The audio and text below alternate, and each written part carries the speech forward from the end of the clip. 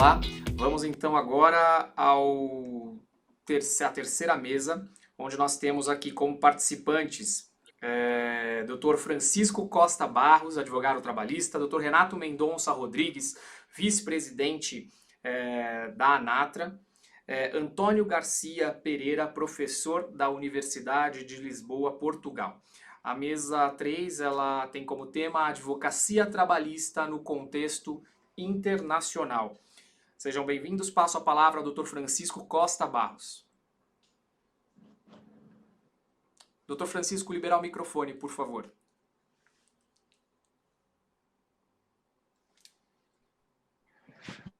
Bom dia a todos. Agradeço aí a assistência, né, de quem está, de todo o pessoal, advocacia trabalhista, que está nos assistindo aqui. Agradeço a presença, né, do nobre advogado Dr. Renato Rodrigues, né, que é colega nosso aqui do Estado, do professor Antônio Garcia Pereira, né, que se dispôs aí a participar, e parabéns à organização do evento, porque está sendo muito, muito produtivo, muito bem organizado. Eu passo a palavra, então, né, para o professor Antônio Garcia, para que faça a sua apresentação. Só um minuto, professor.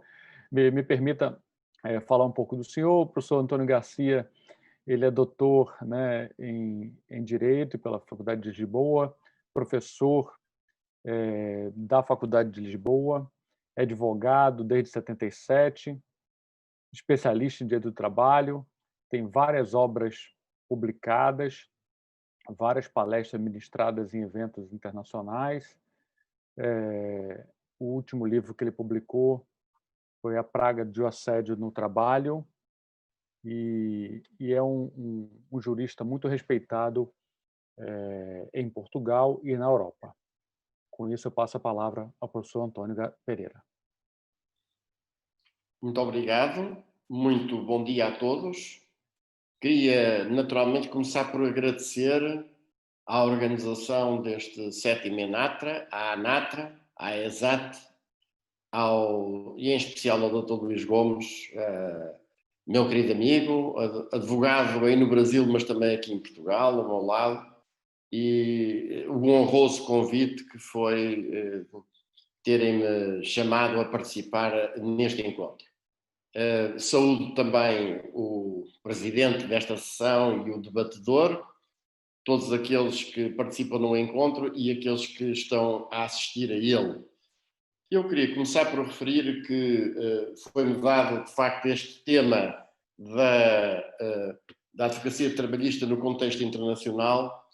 Eu concebi-o como uma forma de procurar trocar convosco impressões e experiências daquilo que tem sido, sobretudo os últimos anos, do ponto de vista do direito do trabalho e da sua aplicação prática ou desaplicação, e o papel da advocacia nesse mesmo fenómeno aqui na Europa e, em particular, em Portugal. Bem, eu queria começar por dizer que o capital, em todas as situações, mas muito em particular nas situações de crise, sempre procurou introduzir reformas no direito do trabalho, que não é, obviamente, uma ilha socialista no meio de um oceano capitalista, da economia de mercado, mas é, de facto, a expressão da relação de forças entre interesses antagónicos da relação de trabalho.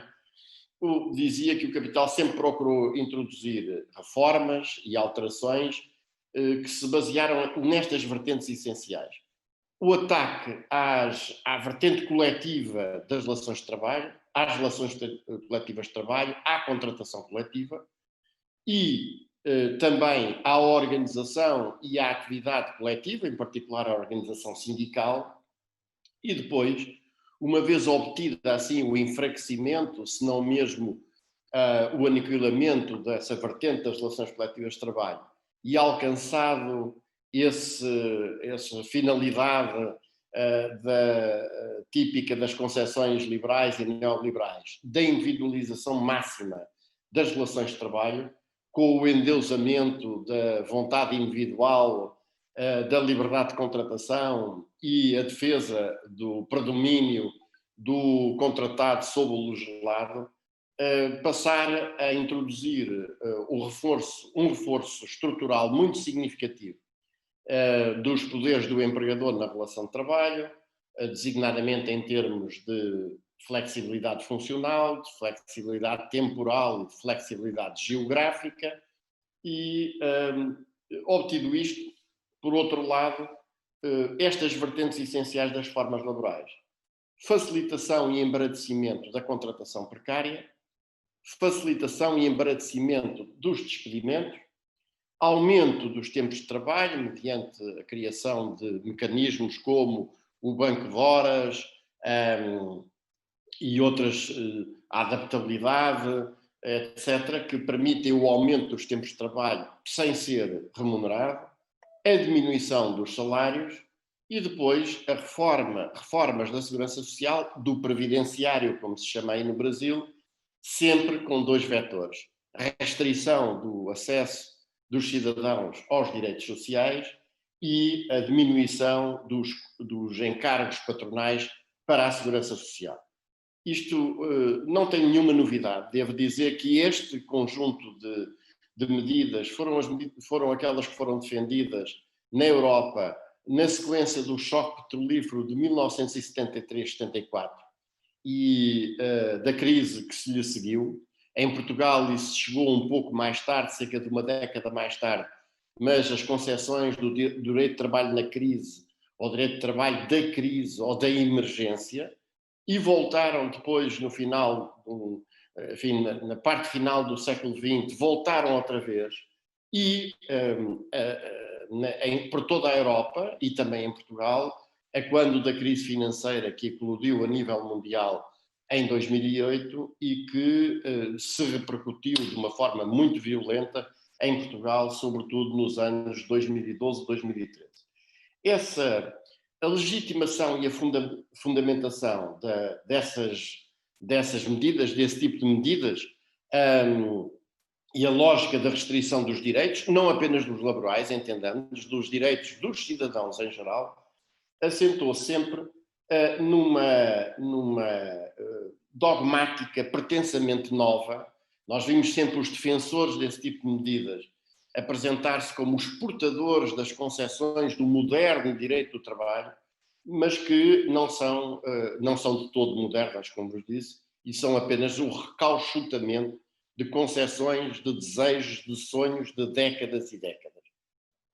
E que assentam, em particular, nestes últimos tempos, assentam numa lógica de combinação das concessões neoliberais típicas da Escola de Chicago e dos juristas que a apoiam, com digamos, uma maquiagem, uma renovação das teses dos anos 30 no centro da Europa, das teses nazis acerca do direito, defendendo a expulsão do campo do direito de quaisquer considerações da ética e da justiça, sob o pretexto de que elas não enfim, respeitam e são exteriores à própria normatividade. A ideia de que a legitimidade das leis resulta simplesmente do facto de elas provirem dos órgãos com competência para as produzirem, e que a bondade, os critérios de apreciação de bondade ou maldade das soluções legislativas fica reduzida à análise da eficiência ou não eficiência, maior eficiência ou menor eficiência relativamente à produção dos efeitos que se propõe a alcançar. Por exemplo, em Portugal, a lógica do combate ao déficit orçamental e da diminuição da dívida pública transformou-se na altura, inclusive ao nível do próprio Tribunal Constitucional Português, praticamente no único critério de aferição acerca de uma lei para saber se ela era correta ou não era correta. A desvalorização e o abandono dos princípios fundamentais e o caminhar de uma forma cada vez mais clara, que se tornou agora muito evidente, por exemplo, no decurso da pandemia e das medidas que foram adotadas do decretamento do estado de emergência, do estado de calamidade, da tristemente célebre teoria de que os fins justificam os meios. E, portanto, dentro deste quadro, a Constituição deixa de ser um instrumento de limitação dos poderes públicos para passar a ser concebida como um empecilho, como um embaraço. Sustenta-se abertamente que não são as leis e os outros atos normativos que devem ser interpretados e aplicados em conformidade com a lei fundamental, ou seja, a Constituição. Mas o contrário, em Portugal tivemos juristas a defender que a Constituição portuguesa deveria ser interpretada e aplicada em conformidade com o memorando de entendimento celebrado entre o governo português e a Troika.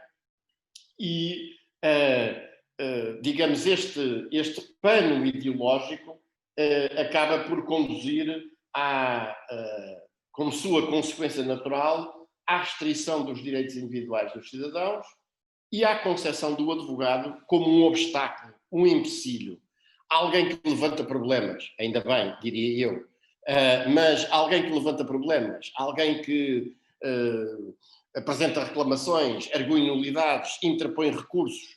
E, portanto, esta ideia do papel do advogado como algo que seria entorpecedor da ação da justiça, e quanto mais ele fosse varrido da própria justiça, mais esta funcionaria melhor. Aliás, é muito curioso, noutros ramos de direito, não no direito do trabalho, por exemplo, no penal e no processo penal, esta lógica foi levada ao extremo. A ideia, as teorias do direito penal do inimigo e a ideia de, digamos, expulsar o advogado de certas fases do processo, exatamente porque supostamente assim é que a justiça seria mais eficiente e mais adequada. E depois, no fim dessas reformas, nós verificamos sempre que, ao mesmo tempo que se foram dando poderes desmesurados, por exemplo, ao Ministério Público nos processos penais, a justiça nem ficou mais eficaz, nem ficou mais célere, mais rápida, nem muito menos ficou mais justo.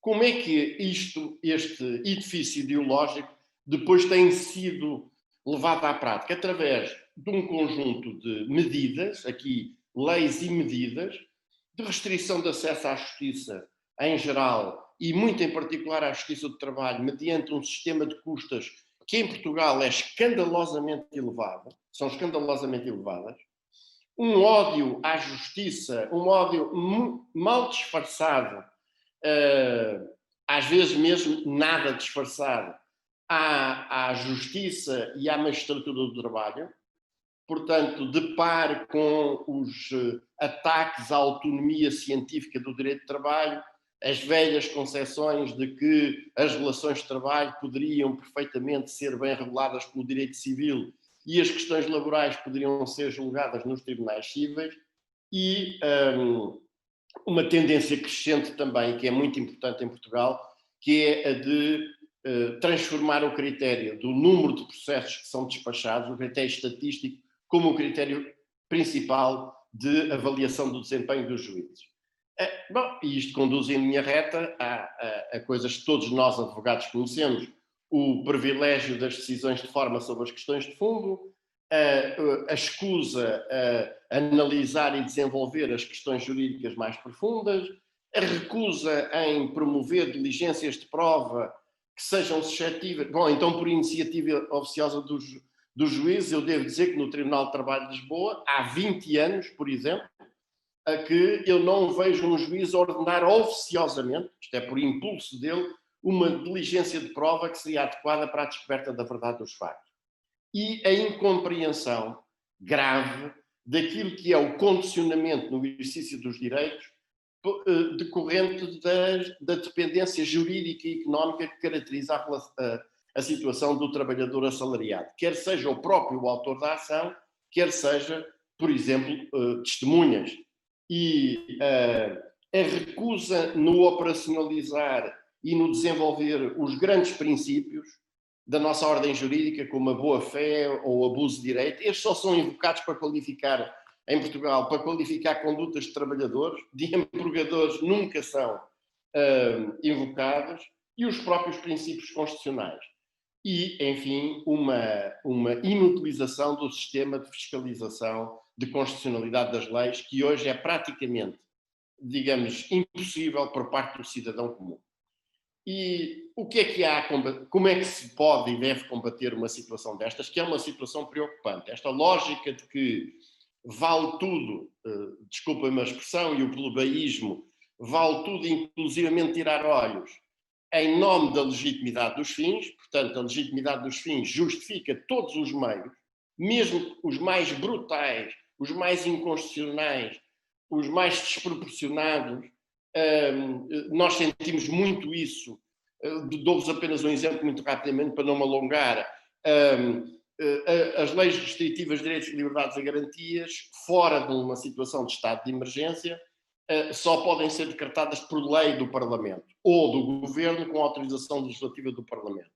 Pois nós temos tido inúmeras, dezenas de restrições de direitos, liberdades e garantias de cidadãos decretadas, por exemplo, por resoluções do Conselho de Ministros. E houve apenas um único caso de uma sentença proferida por uma juíza do Tribunal de Ponta Delgada, nos Açores, que desaplicou essas normas inconstitucionais e, aliás, devolveu à liberdade um cidadão que estava numa espécie de internamento compulsivo numa unidade hoteleira.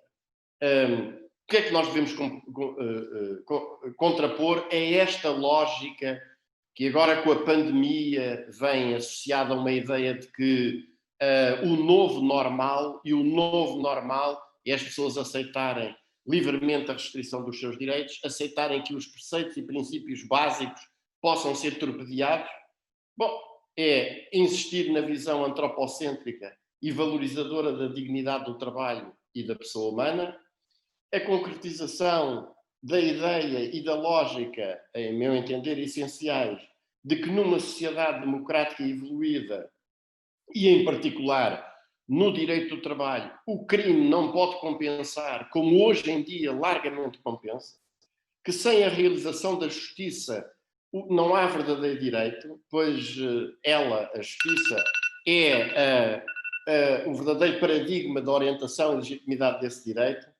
Combater a crítica instrumentalização do direito do trabalho aos critérios da evocada eficiência económica ou financeira e, sobretudo, deitar as mãos à obra e à tarefa da desconstrução desta pretensa nova dogmática laboral, pondo a nu a sua natureza profundamente ideológica, porque ela aparece muitas vezes disfarçada de técnica e de neutral, e profundamente retrógrada, não tem nada de moderno e de avançado, como os seus escultores gostam de apresentar. E neste campo, eu julgo que os advogados têm um papel absolutamente insubstituível a desempenhar. E esse papel resulta de que, por um lado, esta é a profissão da coragem. Quem tem medo não deve vir para a profissão da advocacia. Eu costumo dizer que devem enforcar a toga e dedicar-se à pesca, por exemplo. E os advogados são, de facto, um pilar essencial de uma sociedade democrática e baseada no respeito por princípios fundamentais, e nós temos aqui um papel de nunca nos calarmos e ser aquela voz que, mesmo na noite mais escura, há sempre alguém que resiste, há sempre alguém que diz não.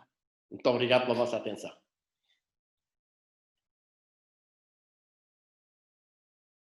Eu não estou a ouvir o Dr. Francisco Costa Barros. Acho que tem o microfone desligado. Pronto. Sim, professor. Muito obrigado pela sua apresentação, muito coerente, muito próxima da nossa realidade, né?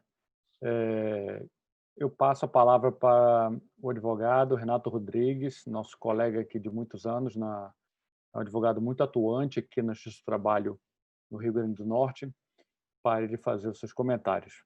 Com você, Renato. Bom dia a todos. Quero agradecer de antemão e desde já o honroso convite para participar dessa sala. Cumprimentar o presidente de mesa, meu amigo, Dr. Costa Barros. Tenho muito apreço pelo senhor e pela brilhante carreira profissional. É um exemplo para todos nós aqui no Estado. Saudar o professor Antônio Garcia Pereira e desde já me acostar a tudo que foi dito. Foi uma brilhante explanação,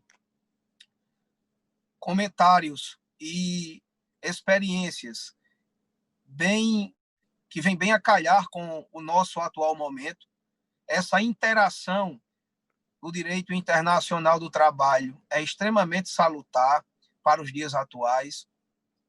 Gostei muito das críticas, professor, que o senhor lançou mão em relação ao contexto que nós estamos vivendo, sobretudo aí em Portugal, e em razão do que eu disse, essa interação entre os países, né?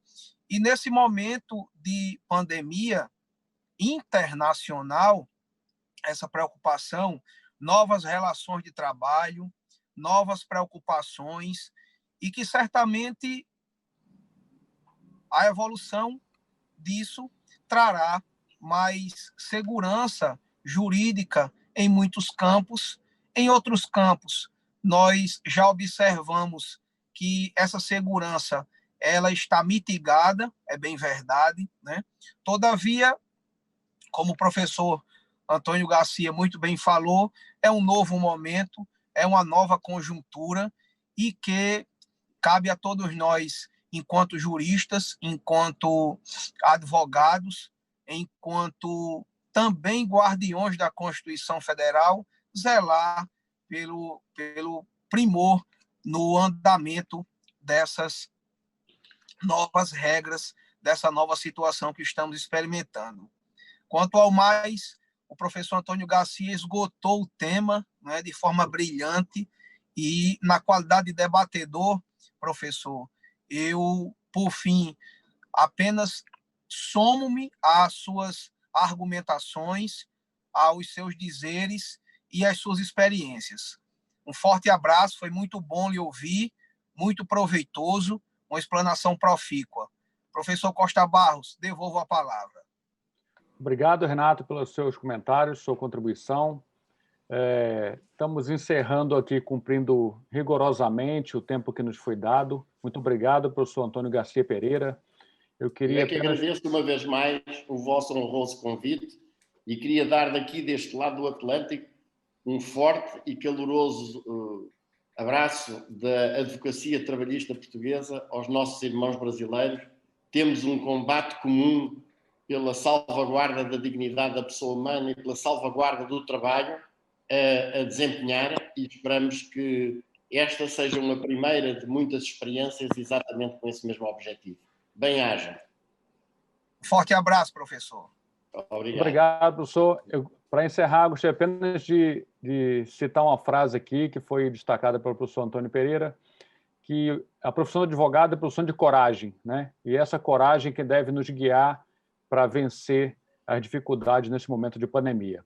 Muito obrigado, Afonso. Permitem-me só que faça só uma pequenina observação. Pois não, professor. O poeta e então reitor da Universidade de Salamanca, em 1933, na cerimónia de abertura do ano letivo, teve que enfrentar um general fascista de nome Milan Astrey, que